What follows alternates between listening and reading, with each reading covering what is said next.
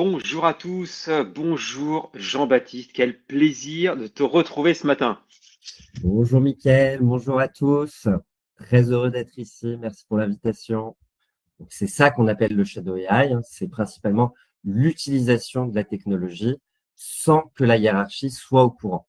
Donc, notamment en France, hein, c'est très présent. C'est si mon entreprise me donne pas de guideline, mais que moi je sens que cette technologie peut me faire gagner du temps, comment je dois me positionner? Est-ce que je l'utilise un peu en sous-marin, je gagne 1 heure par jour et tant mieux pour moi? Et c'est vrai qu'aujourd'hui, c'est compliqué pour les entreprises de faire parler les gens, de leur montrer que l'IA générative, c'est une vraie politique d'entreprise et qu'il n'y a pas à avoir honte d'utiliser cette technologie. Donc voilà. Donc aujourd'hui, on va parler de ça. Le Shadow AI, c'est principalement cette utilisation non déclarée, non suivie, non pilotée du côté des organisations.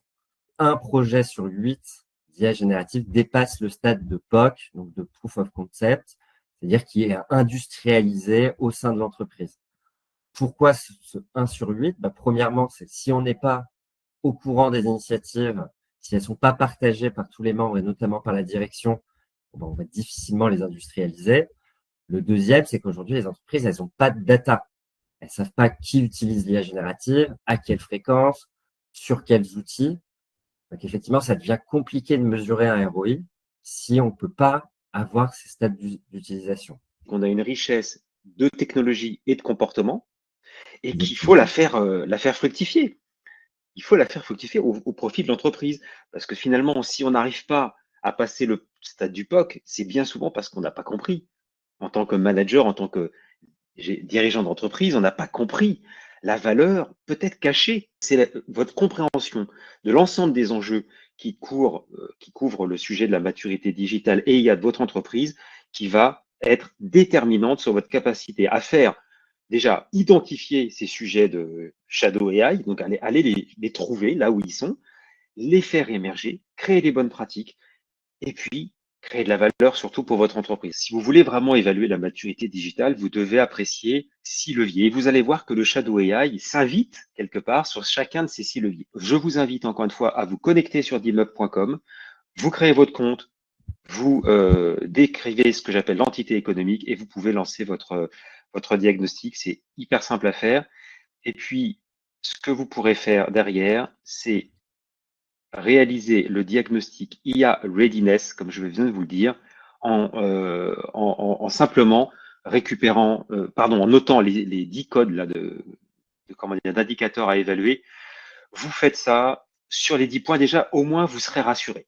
C'est utile et surtout héroïste si on prend son processus métier, vous partez de vos besoins, vous partez aujourd'hui des freins dans les processus métiers, des risques que vous avez identifiés et vous voyez si cette technologie, elle peut vous faire gagner du temps, vous faire gagner en qualité, vous faire faire des choses que vous n'avez pas le temps. Jedi, c'est deux choses. C'est une extension qui va se rajouter sur tous vos outils d'IA. C'est le petit bouton là que je fais bouger. Donc, il est présent là sur ChatGPT. 6 jours, Claude,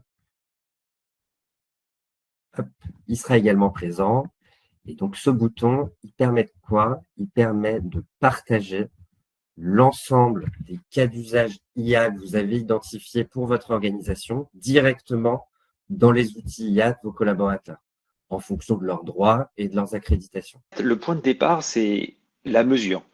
Et donc, déjà, la mesure, tu as certains clients qui se sentent très autonomes et qui sont ravis d'aller sur dimup.com et de se laisser guider par la plateforme. Donc là, c'est le mode SaaS, exactement comme on peut récupérer Jedi et l'installer sur son appli. On va aller sur dimup.com et se laisser guider pour faire son diagnostic. Certains préfèrent se faire aider.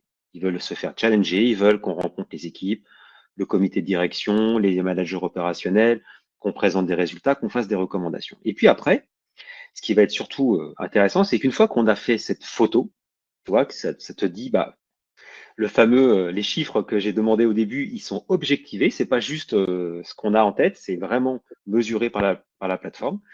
À partir de ça, on a un point de départ et on va pouvoir décider, par exemple, de dire dans cette entreprise, on veut capitaliser sur l'IA et on va développer des, euh, des bonnes pratiques et on va outiller avec, par exemple, ta solution, la mesure des usages au sein de l'entreprise. et on va mettre en place la structure organisationnelle. Donc tout ce que je suis en train de raconter là, c'est quelque chose qui se fait au long cours. Et au fil du temps, l'entreprise va gagner en maturité, on va reprendre des photos régulièrement. Donc le diagnostic, ça devient un outil de pilotage de la transformation. Vous savez maintenant où est DIMUP, vous savez où est Jedi, vous savez à quoi toutes ces solutions peuvent vous aider pour faire progresser votre entreprise avec l'IA et surtout comment le Shadow AI devient du Smart AI. Merci à tous. Merci.